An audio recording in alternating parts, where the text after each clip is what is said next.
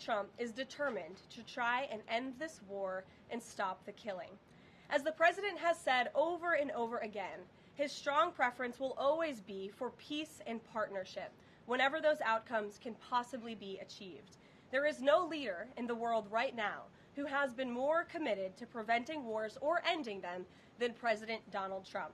Just look at what took place here at the White House last Friday, when President Trump hosted the Azerbaijani president and Armenian prime minister and got the two leaders to sign a historic joint declaration for peace, ending a decades-long conflict that disrupted the region and claimed countless lives. In other news, we continue to see positive economic reports across the board. Today's CPI report revealed that inflation beat market expectations once again, and inflation remains stable. Overall, inflation has run at a 1.9 average annual pace in President Trump's first 6 months in office. Prices for everyday goods continue to decline. Energy prices fell in July, including gasoline, which is down nearly 10% over last year, and propane, which is down 2.5% over last year as well. Egg prices fell once again in July and are down 20% since President Trump took office. Shelter inflation, the largest contributor to overall inflation, is at its lowest level since October of 2021. Wage growth for American workers is beating inflation once again. As inflation declines, this administration continues to be wholeheartedly committed to putting more money back into the American people's pockets. American real wages are up 1.3% over last year and have increased each month since President Trump took office.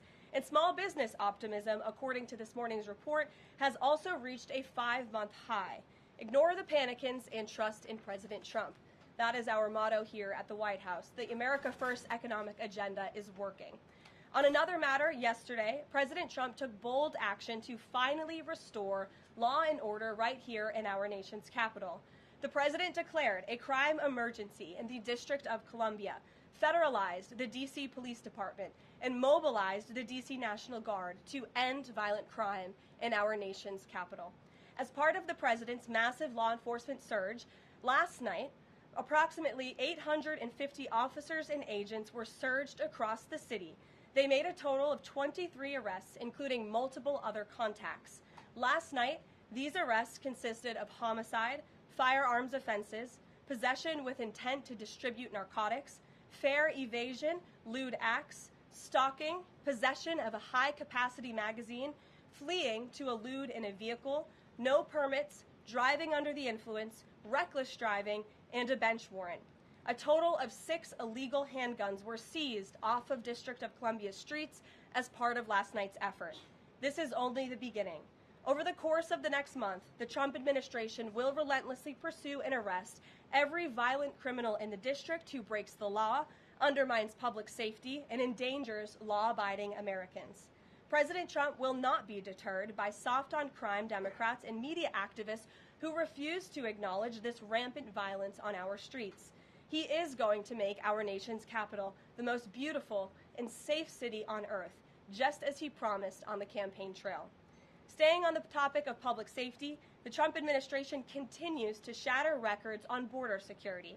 According to brand new numbers released this morning from Customs and Border Patrol, illegal crossings have fallen to all-time lows once again.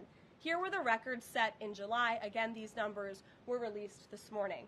The lowest monthly nationwide encounters ever, down nearly 90% from the monthly average under the Biden administration. The lowest monthly Border Patrol apprehensions nationwide ever, smashing the previous record set the prior month in June. The lowest monthly Southwest border apprehensions ever. The lowest daily apprehension average ever. The lowest single-day apprehensions ever. And for the third straight month, there were 0 illegal aliens released into the country. Let me repeat that remarkable statistic. For the third month in a row, not a single illegal alien was released by the Trump administration into the United States of America. This is historic. Under President Trump, this border is the most secure it has ever been. When you fortify the border, when you restore deterrence, and when you empower Border Patrol agents and our brave men and women in uniform to actually do their jobs to enforce our laws, like this president has, this is the incredible result. And in the interior of our country, criminal illegal aliens continue to be arrested and removed. Here are some of the criminals arrested by ICE in just the last few days. ICE Buffalo arrested an illegal alien from Jamaica convicted of attempted murder. ICE Buffalo also arrested an illegal alien from Ecuador convicted of leaving the scene of an accident resulting in death. ICE Houston arrested an illegal alien from Mexico convicted of manslaughter. ICE Newark arrested an illegal alien from Mexico convicted of the sexual assault of a minor. ICE Dallas arrested an illegal alien from Mexico convicted of assault causing bodily injury. And already the Trump administration has arrested more than 300,000 illegal aliens in 2025. Again, more than 300,000 illegal alien criminals have been arrested in the interior of our country in the first 6 months of this administration. And despite many false reports in the media, nearly 70% of these arrests have been criminal aliens with criminal charges or prior convictions. This is success all around. This is removing the most dangerous public safety threats from America's communities and returning these individuals to their home countries. So there's been success all around. I'm sure you have a lot of questions today.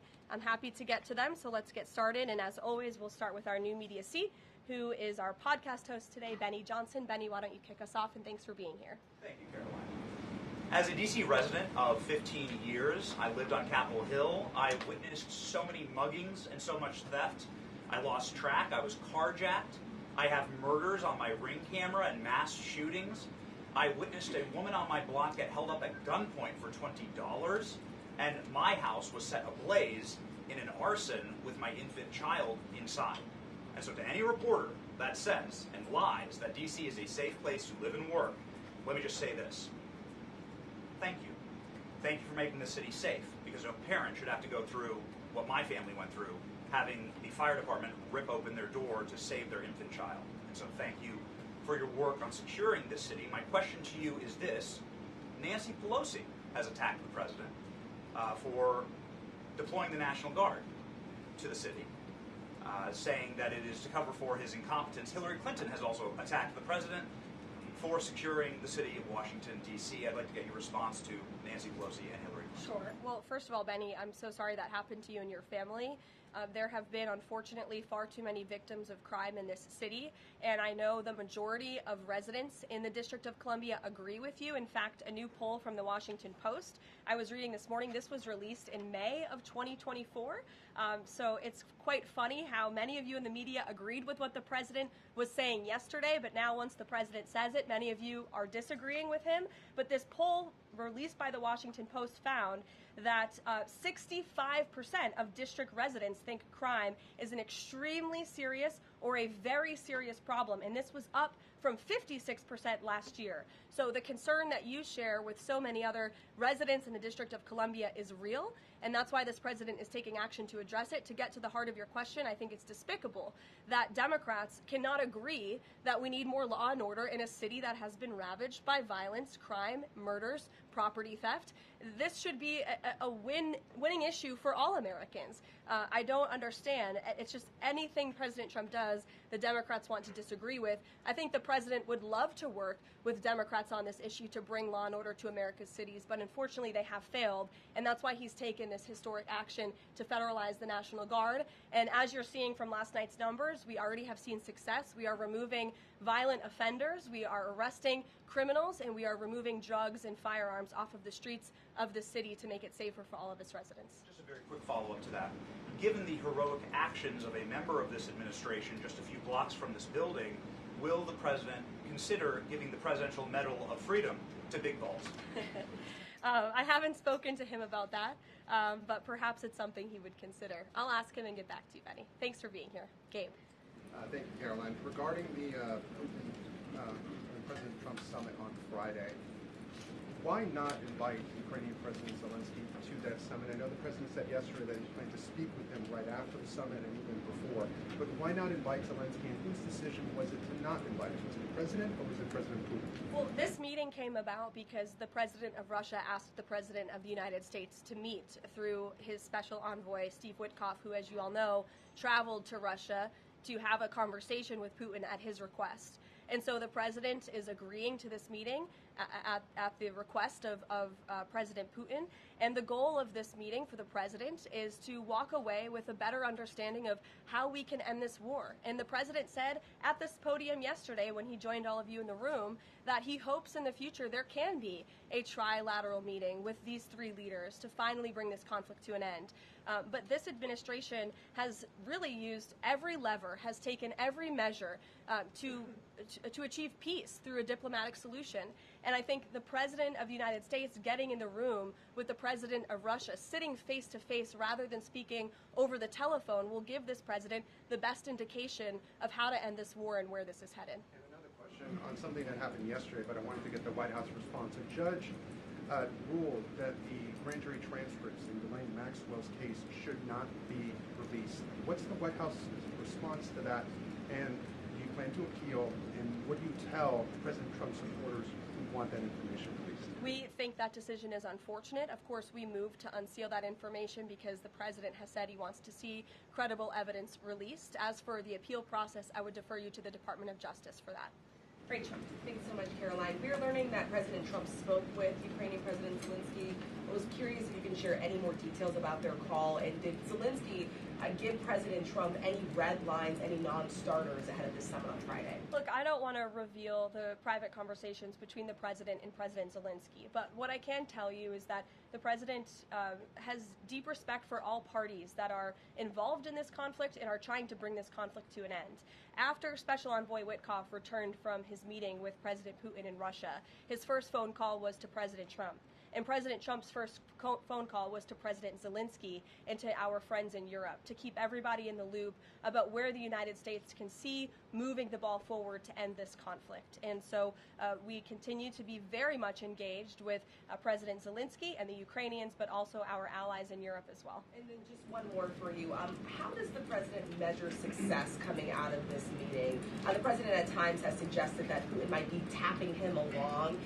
Is he prepared to walk out of this meeting if he senses that Putin is not serious about ending this war? I think I just answered that question for you and what the goal and the expectation of the meeting is. And I won't jump ahead of any hypotheticals, and I'll leave it to the president to speak to all of you after the meeting, which I'm very confident he will. Steve. Is he optimistic that a deal will emerge from this meeting, or is he simply going to listen? I think this is a listening exercise for the president. Look, only one party that's involved in this war is going to be present. And so this is for the president to go and to get, again, a more firm and better understanding of how we can hopefully bring this war to an end. Caroline, how did you settle on Alaska as the site for this? So there were some other sites being discussed. Is this like it was a midpoint between the two leaders? There were many sites discussed, but of course Alaska is a state within the United States of America, so the president is very honored and looks forward to hosting President Putin on American soil. Is there a joint news conference planned, or will the president have a solo one? What sort of scheduling stuff? Yeah, the mechanics and the scheduling, Steve, are still being ironed out for Friday. We're working with our Russian counterparts to put those plans into action, and of course we'll keep you all apprised on the logistical details of Friday as soon as we get them. Charlie? The president said at the podium yesterday twice that he was planning to go to Russia. Was that a verbal slip-up, or does he actually plan to go to Russia? Perhaps there are plans in the future to travel to Russia, and on Friday the president will be meeting with the Russian President Vladimir Putin in Alaska, as you know. Phil? Last week, the president said the CEO of Intel was highly conflicted, seeming to cite his past investment with Chinese companies that were doing business with the Chinese military. Yesterday, he called his meeting with that CEO a success. So what can you tell us about what the Intel CEO said to President Trump that changed his mind? The president put out a statement that you cited, Phil. I will leave it at that. He shared his thoughts on that meeting and how it went, and for any further comment on that, I'll leave it to him to make. Will the Bureau of Labor Statistics continue to put out monthly jobs reports? Well, look, what I'll tell you about the Bureau of Labor Statistics, I believe that is the plan, and that's the hope, and that these monthly reports will be data that the American people can trust.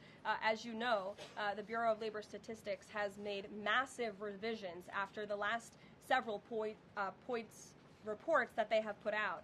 And there has certainly been a decline in the quality and the reliability of data coming from the Bureau of Labor Statistics, and there's been an increase in revisions. And this president and the administration is finally tackling this problem that so many have talked about, and the president is actually doing something about it. We need to restore new leadership that we can trust.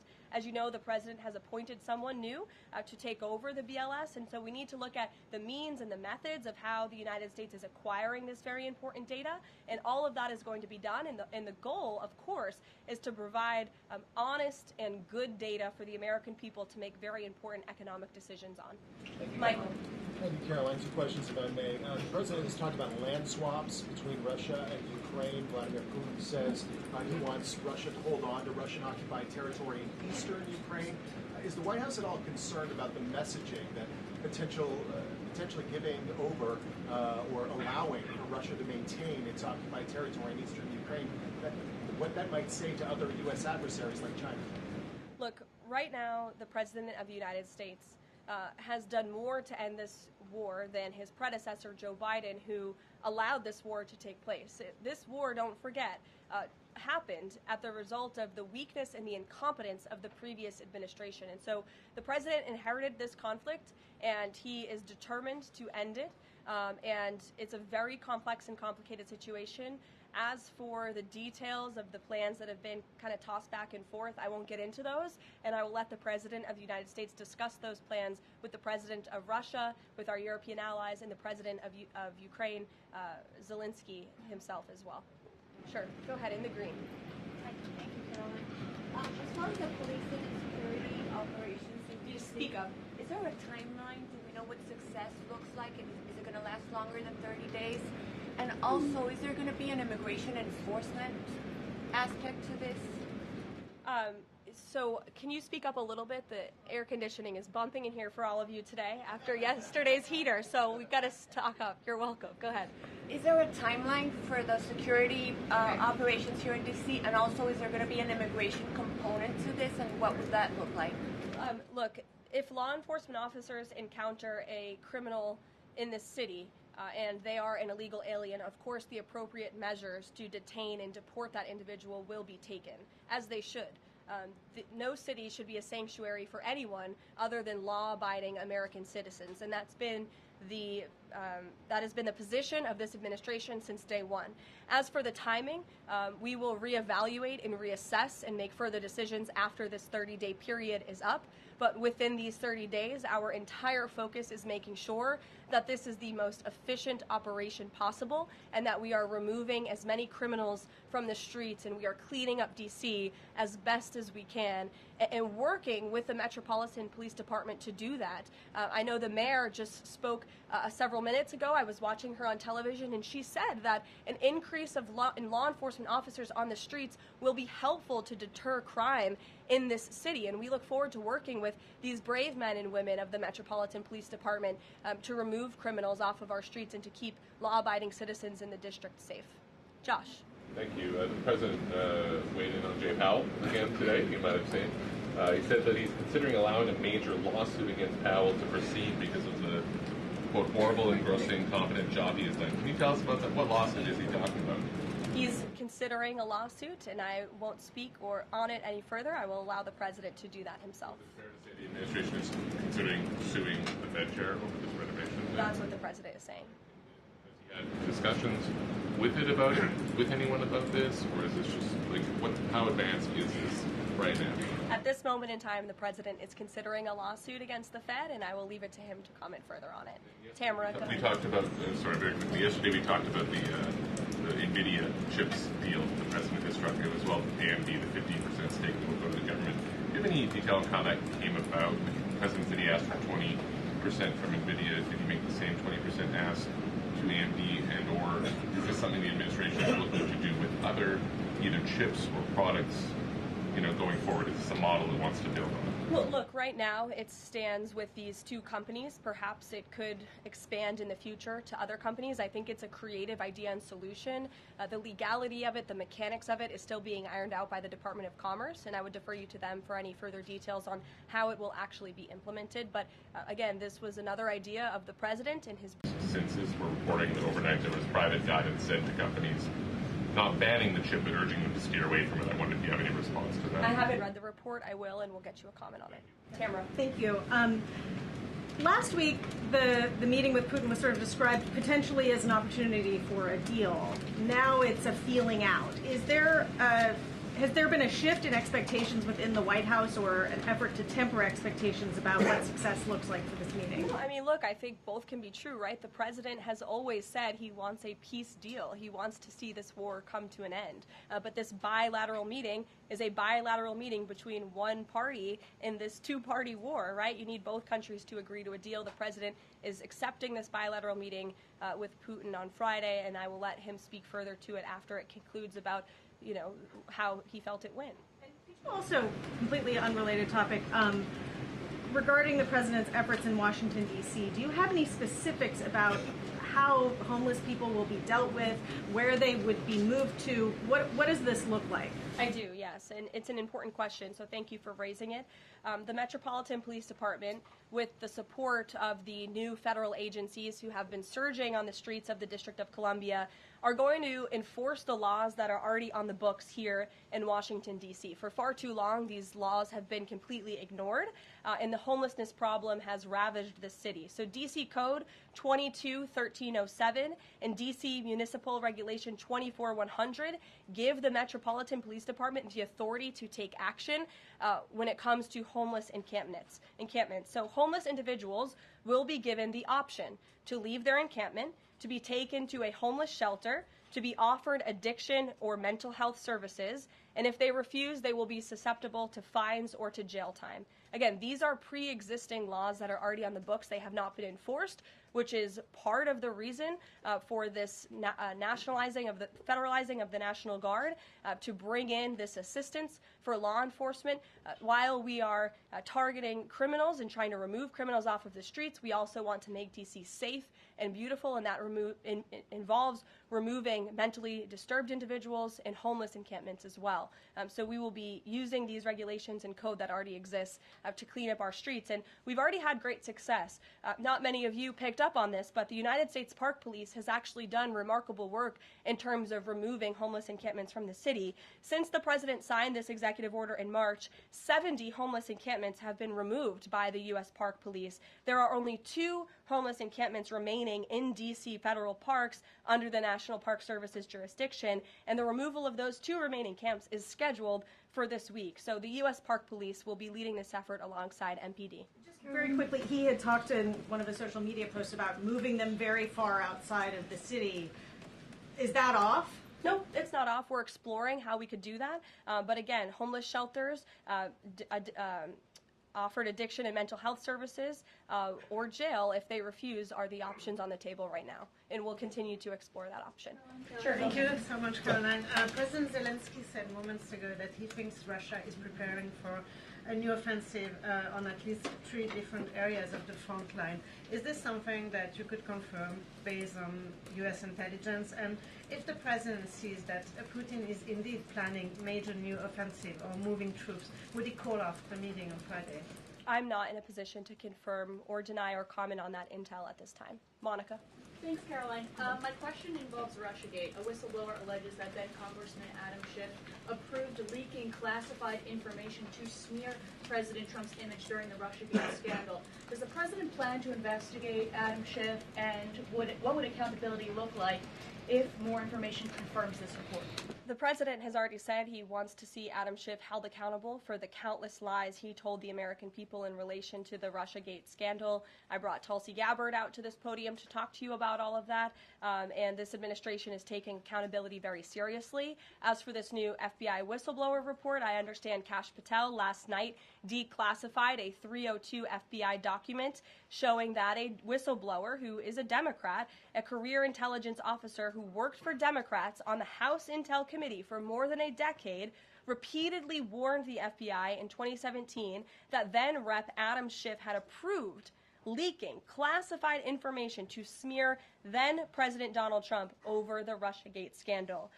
This is obviously a bombshell whistleblower report. Hopefully more people in this room will cover it as such. And I have a quote from the FBI director for all of you. He has said this: for years, certain officials used their positions to selectively leak classified information to shape political narratives. It was all done with one purpose: to weaponize intelligence and law enforcement for political gain. Those abuses eroded public trust in our institutions. The FBI will now lead the charge with our partners at DOJ, and Congress will have the chance to uncover how political power may have been weaponized and to restore accountability. That's what the administration is focused on, and hopefully we'll see some more media reports on this whistleblower allegation. If this were reversed, if this were allegations against the president or any of these cabinet officials, I'm sure everyone in this room would cover it as such. Elizabeth, go ahead. Thanks, Caroline. After yesterday's action to federalize the D.C. police, is the president still interested in working with Congress to end the Home Rule Act? It's something you talked about in the past. Senator Mike Lee has a bill on it. Is that something he's still interested in? The president is very much still interested in working with Congress to address many of the issues that have plagued Washington, D.C., such as the cashless bail policy, which has been a complete disaster for the city. Juvenile delinquency is another major problem in the city that Congress can address. So I know Congress is on recess right now. When they get back to work to Washington, this president looks forward to having these conversations with our friends on Capitol Hill so we can work with them to make D.C. safe and beautiful again. And again, we encourage Democrats to join us in this effort. Perhaps their approval ratings would move up a little bit if they did. I saw a new poll today. Democrat approval rating is at an all-time low, 32%. If they could just stand by the basic notion of law and order, perhaps they would see that tick up a bit, and we welcome them to do that. Dasha. Thanks, Caroline. President Trump yesterday at this podium indicated this, so has NATO Secretary General Mark Rutte, that in order for peace to happen, it is very likely that Ukraine will have to cede some land to Russia. Zelensky has repeatedly said no land for peace. That's not going to happen. Has this administration communicated to Zelensky that he's going to have to change that position? Look, I appreciate your asking that question in a different way than your colleague Michael in the back. I don't want to get into the details of these negotiations and these discussions that have taken place out of respect for where we are right now, and I'll let the president speak on it further if he wishes to. One more about Israel. Sure. I know the president has had a call with Prime Minister Netanyahu recently. Netanyahu is planning to seize the remainder of Gaza City. What is the administration's position on this move by Israel's government? Look, this is an incredibly complex and complicated war that, again, was inherited by this president, by his predecessor, Joe Biden. October 7th was one of the worst days in history. We saw innocent people slaughtered, murdered, kidnapped by Hamas terrorists. This administration has taken extensive time and effort and resources since Inauguration Day in January to end this conflict. We have given many flexible arrangements backed by Israel to Hamas, and unfortunately, Hamas has never agreed. Looking ahead, I will let the president speak on where he sees this going, but this is, of course, an incredibly complex and complicated situation. The administration has made our goal clear. We want to see this conflict end. We want to see the hostages released, and we've tried. The president and his national security team have given extensive effort and time to doing that. With how Israel has used those resources and the assistance that you've provided? Look, I'll let the president speak on the further actions that Israel may or may not be taking. Good to see you. Good to see you as well, Caroline. Thank you. The Kremlin is expressing interest that Friday's meeting will move beyond just terms to end the war into improving bilateral relations. There's talk over how they're interested in potentially restoring direct flights between Russia and the United States. Is President Trump open to those kind of peripheral conversations, or is this directly focused on ending the war in Ukraine? I think this conversation on Friday is focused on ending the war in Ukraine as far as the president's perspective goes. Those conversations, I think the president is interested in having, but his main priority right now is ending this war and to stop the killing that has gone on for far too long. Caroline, you're welcome. Caroline. In the back. Go ahead. Yeah, two questions on the economy. So first, we've had small businesses tell us that it's not foreign exporters who are eating the tariffs, it's them. And they've held off on raising prices, but soon they're going to have to raise prices. What is the White House's message to them? The White House's message to our small business owners across the country is you have never had a better ally or friend or supporter in this White House than President Donald Trump, who is a businessman himself, who understands your concerns and who wants to restore wealth back to our country through the powerful use of tariffs, and that's what he's focused on doing, while simultaneously driving down costs. You have to remember, we are 6 months into this administration, and we had a president who had no business experience, had no idea what he was doing, and who funneled billions of wasteful spending dollars into our economy, which created the worst inflation crisis in a generation. Now this president is focused on tackling inflation, deregulating, cutting costs, cutting red tape to make it easier for small business owners to thrive. And again, the economic indicators show that we are moving in the right direction. In January, when this president showed up to the White House, the 6-month annualized core inflation rate was 3.7%. Today, 6 months later, the 6-month annualized core inflation rate is 2.4%. So we are trending in the right direction. Moving forward, since President Trump took office, for another 6 months, inflation will be tracking at 1.9% at this trajectory. You look at grocery prices, they fell, energy prices fell, fuel oil fell, ship fares fell, propane fell, butter, margarine, eggs, non-prescription drugs. You go through the list of items that are falling. And then I would also point to that report this morning showing that small business optimism has reached a 5-month high. So look, we inherited an economic mess from the previous administration, but this administration is focused on fixing it every day, and part of that is signing the largest tax cuts into law to put more money back into the pockets of these small business owners. Just on the BLS, they collect the inflation data, obviously. If the jobs data is not reliable, should Americans trust the inflation data? Well, look, the jobs data has had massive revisions. We want to ensure that all of the data, the inflation data, the jobs data, any data point that is coming out of the BLS is trustworthy and is accurate, which is why the president has restored new leadership at the BLS. Sure, go ahead. Yeah. Okay. Hi. Thank you. Hi. Gavin Newsom has said that California is going to sue in response to the government's demand for $1 billion from UCLA over the DOJ's anti-Semitism findings. Newsom has called this extortion and ransom, so I'm wondering what the White House's response is to Newsom on UCLA. Bring it on, Gavin. This administration is well within its legal right to do this, and we want to ensure that our colleges and our universities are respecting the First Amendment rights and the religious liberties of students on their campuses, and UCLA has failed to do that. And I have a whole list of examples that I will forward to Gavin Newsom's press office if he hasn't seen them himself. Brett. Thanks, Caroline. What was the reason that President Trump chose to move on from Billy Long as IRS commissioner? Look, I think the president wants to see Billy Long as the ambassador to Iceland. As you know, that is where he will be headed. And the president loves Billy Long, and he thinks that he can serve the administration well in this position. For now, Secretary Scott Besson will be the acting IRS commissioner. Timeline for announcing a new pick? Go ahead. Thank you. Oh, Ed, go ahead, but then in the back. Yes. Go in the back first. Okay, sure. Thanks, Caroline. One foreign policy and then one domestic question, if I may. There are roughly 30,000 children from Ukraine who have reportedly been abducted and are kind of dispersed around Russia. They've been showing up on these websites for adoption. Is their return a red line for the president in any deal ending the war? The administration is aware of these reports. I don't want to set red lines for the president on his behalf from this podium. However, the president did encourage Ukraine and Russia to speak directly to one another in terms of these humanitarian issues, and we have seen progress. You have seen prisoners of war swapped between these two countries as a result of these direct talks, as well as children, and that remains a concern, but it's one that Russia and Ukraine need to iron out together, which is why this president has encouraged them to speak. Okay, and then if I can, the D.C. action real quick. The president said yesterday that this is a model, Federalizing the National Guard, that could be used to combat really high rates of crime in other cities like Chicago, L.A., Baltimore. What sort of authority would he have to deploy forces like that, absent the Home Rule Act? Look, the president is speaking about what he'd like to see take place in other cities around the country. Right now, this administration is focused on making D.C. safe and beautiful again. When the time comes, we'll talk about that. But I will note that the president wants to see all of our nation's cities be safe. But I think starting with our nation's capital is a great place to begin, and it should serve as a model for the rest of the country.